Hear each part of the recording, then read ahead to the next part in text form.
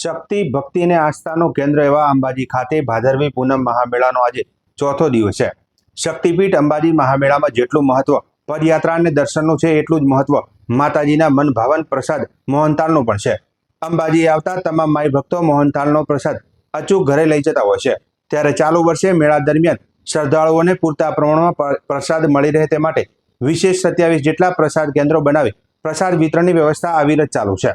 700 જેટલા કારીગરો પ્રસાદ બનાવી રહ્યા છે। જિલ્લા પુરવઠા અધિકારીને પ્રસાદ સમિતિના નોડલ શ્રી કે ચૌધરીએ જણાવ્યું કે ગણેશ ચતુર્થીથી લઈને અત્યાર સુધી કુલ 651 ઘાણ પ્રસાદ તૈયાર કરાયો છે। 80 ગ્રામના કુલ 25 લાખ પેકેટ પ્રસાદના તૈયાર કરાયા છે।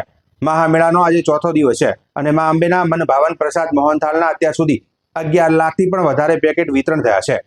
તમામ માઈ ભક્તોને મા અંબેનો પ્રસાદ સરળતાથી મળી રહે તે માટે તંત્ર તરફથી પૂરતી વ્યવસ્થા કરાઈ છે। 700થી પણ વધારે આદિવાસી બાંધવો પરંપરાગત લોકગીત ગાઈને મા અંબેના પ્રસાદ બનાવી રહ્યા છે।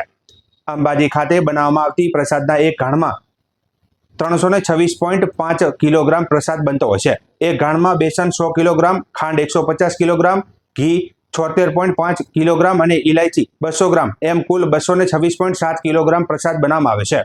મોહનથાળ પ્રસાદ બનાવવા માટે દૂધનો ઉપયોગ કરવામાં આવતો નથી।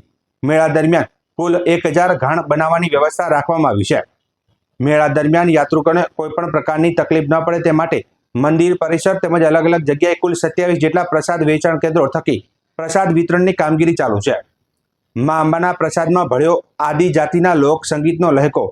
ભાદરવી પૂનમ મહામેળામાં અંબાજી પ્રસાદ ઘરમાં 700થી વધુ આદિવાસી બાંધવો મા અંબાના મનભાવન મોહનથાળ પ્રસાદની તૈયારીમાં જોડાયા છે।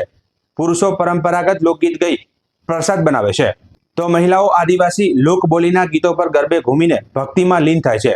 તેમની મહેનત, શ્રદ્ધા અને લોકસંગીતના લહેકા સ્વરો થકી મા અંબેના પ્રસાદને અનોખી મીઠાશ અને ભક્તિનો સુગંધિત સ્પર્શ આપે છે।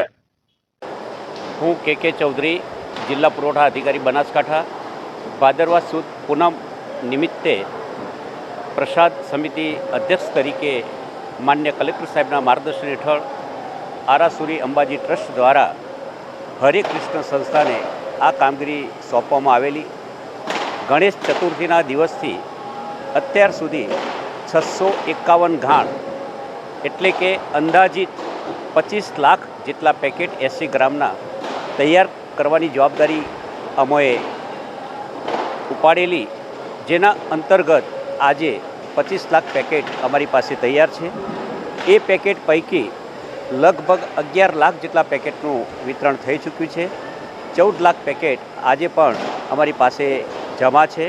તમામ માઈ ભક્તોને માનો પ્રસાદ મળી રહે તે માટે અંદાજિત 700 જેટલા આદિવાસી વિસ્તારના જુદા જુદા ગામોના ભાઈઓ બહેનો અહીં આગળ કામગીરી કરી રહ્યા છે।